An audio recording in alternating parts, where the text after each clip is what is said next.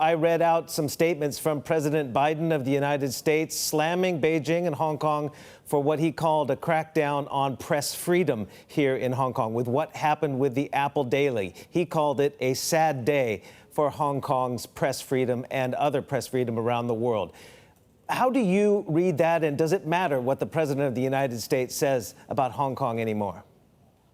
First of all, Apple Daily does not represent press freedom. Apple Daily represents the abuse of press freedom. In the more than a decade, Apple Daily has weaponized itself to stir up hatred against China and protests against the government. I can tell you from my own experience back in 2003, when I was handling our national security bill, Apple Daily was stirring people up to take to the streets to protest. So I think the government is acting in accordance with our laws. And much as I respect President Biden, he really has no locus asking us to set free Jimmy Lai or stop our action against Apple Daily. But wouldn't you agree, under common law, you are innocent until proven guilty, and he has not had his day in court under the national security law, nor have the two editors and the publisher of Next Digital, nor has the opinion columnist who was arrested yesterday. They have not had their day in court. Are they not innocent until proven guilty? Definitely. That is one of the key principles set out upfront in our national security law. We are implementing it in accordance with common law norms. The police obtain warrants for arrest on reasonable suspicion. And there are special bail provisions under our national security law, but it will take a while for them to come to the courts, and they will be tried in accordance with common law rules. Nobody's assuming that they are criminals. But are you worried about the unintended consequences of going full throttle, though, against the Apple Daily? I mean, I hearken back to August of 2020 when the Hong Kong and Macau Affairs Office of the State Council of China essentially, even before Jimmy Lai was charged, lambasted Jimmy Lai as already a criminal whose time has come to face the consequences. We've also heard comments coming from this government essentially saying Jimmy Lai and the activities of the Apple Daily have been illegal, but he has not had his time in court. This is an international global financial center. Are you worried about the unintended consequences of a suppression, at least a fear of saying the wrong thing? These comments do not represent court judgments. Since in the past year, about 100 people have been arrested, 60 odd charged, no case convicted. The first case involving Mr. Tang is coming before the court this week. So whatever comments made by senior officials, these cases will still have to be tried in accordance with common law principles in our courts. So I don't think there is any need to over-worry. Well, there are some concerns, obviously, in the journalistic community and in the business community. We've seen indications that some people, according to various chambers of commerce, that they do want to leave. Are you, as an executive council member and a representative of Carrie Lam's cabinet, are you pleased with how things have transpired in the nearly year since the national security law was implemented and the changes that have happened to the city? Well, I have also heard from foreign investors who are keen to stay because of our very vibrant business activities here and the opportunities afforded by the Greater Bay Area. The national security law has been enforced for less than 1 year. How the law will be interpreted will depend on the courts. I think it will take a while for the law to settle down in the light of court judgments. And I think that any doubts will be cleared after we have had cases tried in the courts. Do you see further red lines? And is that the situation we're in now? There are red lines that society has to not cross. The red lines have been there all the time, and they have been made very clear by the authorities. The red lines are that people should not try to promote Hong Kong independence or split any part of China from the country or subvert the government or undertake local terrorist activities or collude with foreign forces and external elements, I'm sure large numbers of our community have nothing to do with these offenses. So they have no need to worry at all. Well, there's still concern. There's still a lot of concern. And there's also been a lot of talk as well about a fake news law. We've heard that from either the security chief as well as the police commissioner. What are your views on a fake news law? Because that's a slippery slope, Regina, because, you know, come on, the government is engaged in propaganda as well. Who's going to be the arbiter of what is true and what is not under a fake news law? When you don't have opposition necessarily in the Legislative Council and you don't have a leading opposition newspaper anymore? I think our government will be studying fake news laws in other territories. Singapore has it, and so do other jurisdictions. In my opinion, I think an essential element must be somebody is spreading fake news knowingly and deliberately. There must be criminal intent or mens rea, you know, because as you say, there's so much fake news circulating around. A lot of people cannot differentiate whether any news is fake or not. So there must be this element of knowingly and deliberately spreading fake news, in my opinion. You think there will be a fake news law coming in Hong Kong? I have colleagues in LegCo advocating that, and there have been calls for fake news law from our community for a long time. Fake news have been damaging to a lot of people, not just government, also to individuals, you know, innocent members of our community. I think something should be done about that.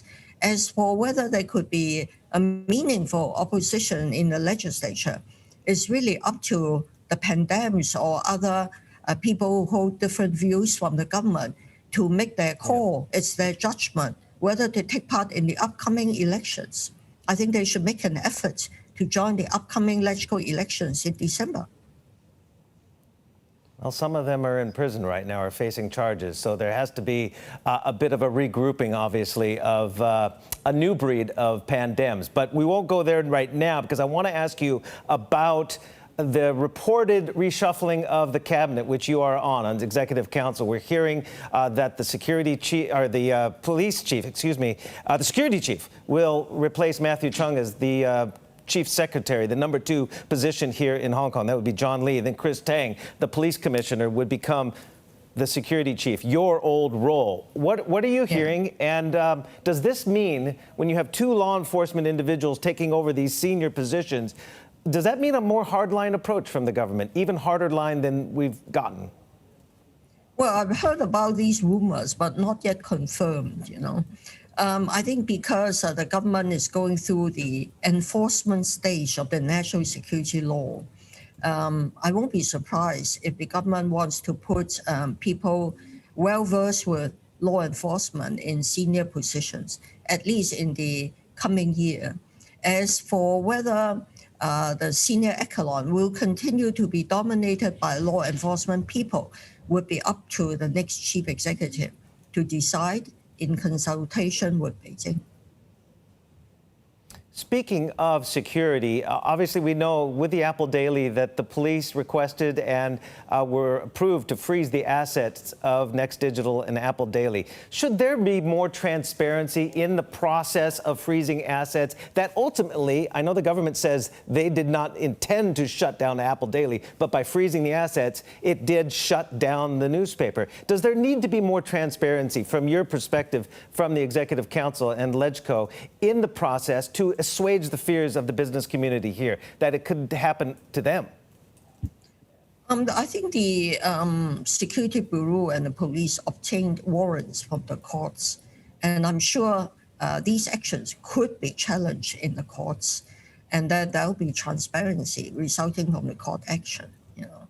And as for these powers of freezing assets and tracing the flow of funds to Apple Daily, you know, these powers are not new. The police are simply using powers that already exist under our serious and organized crime ordinance. which have been incorporated into the implementation rules of the national security law. And these laws are based on your own laws, the Racketeer Influence and Criminal Organizations Act. Yeah. I think we copied your legislation. Now, let's switch gears a little bit to the coronavirus situation and the vaccination rate, as well as the quarantine controversy. Obviously, this government or this city has not gotten the vaccination as high as it would like to. In a city, let's face it, has everyone covered. Everyone can be vaccinated here. Yeah. And at the same time, those who have been vaccinated have been subject to very lengthy quarantines. And I've talked to senior bankers like Filippo Gori of JP Morgan, who says he worries that the low vaccination rate, as well as the long quarantine period, which I know is being relaxed, is going to shut Hong Kong off from the rest of the world while the rest of the world is opening up. Do you share those worries? Yeah, I fully understand those concerns. And we are changing the rules as from 30th June. Hong Kong residents returning to Hong Kong or any other travelers fully vaccinated, if they come from what we call Group B countries, that is not UK or other higher risk territories, they could have the quarantine cut back to 7 days. And they need to have antibody tests on arrival. I think 7 days are very reasonable. How would you have done this differently? How would you have run this program differently if you were in charge? I think we have to revise our rules regularly, depending on risk assessment. We don't want to be cut off from the rest of the world, but we also highly treasure an early opportunity to reopen our borders with mainland China. And they are being very strict with us. Can I also talk about another controversial subject, the gay games? They're going to be held here in Hong Kong next year.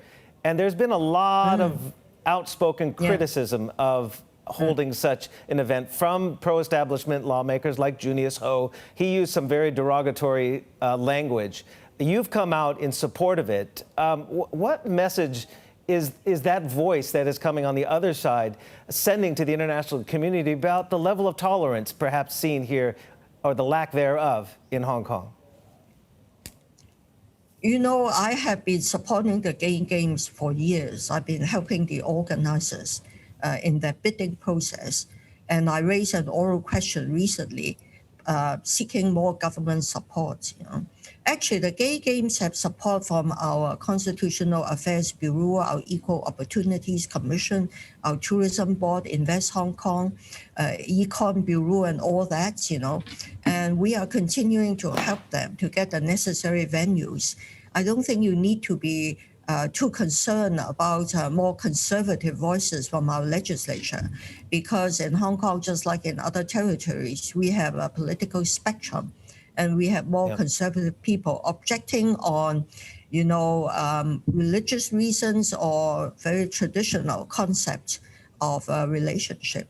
I don't think we need to over worry about that. And since his outburst, my colleague Junius in recent days has toned down his rhetoric. Okay, well, we'll be watching that to see how that transpires. Last question for you, because let's face it, controversy seems to follow this government. And you yourself, you were the former security chief, so a bit of a lightning rod for criticism. That's part of the game as well. But you came out with an op-ed in January. You came out with an op-ed basically saying people who have overseas citizenship and passports need to choose. Is that between Hong Kong or that, not both? Do you still feel that way, that people need to choose? First of all, that's purely my personal opinion. I did not discuss it with any authorities. Secondly, I was only pinpointing one provision in China's nationality law, which actually says when you have settled down in a foreign country and voluntarily taken up a foreign nationality, you have automatically lost Chinese nationality. So I was wondering why China has not been enforcing that. And despite my comments, they have done nothing. Dual nationality is not allowed under Chinese laws, but they know, the authorities know it exists in China, and they are not doing anything to enforce it, which shows the degree of tolerance.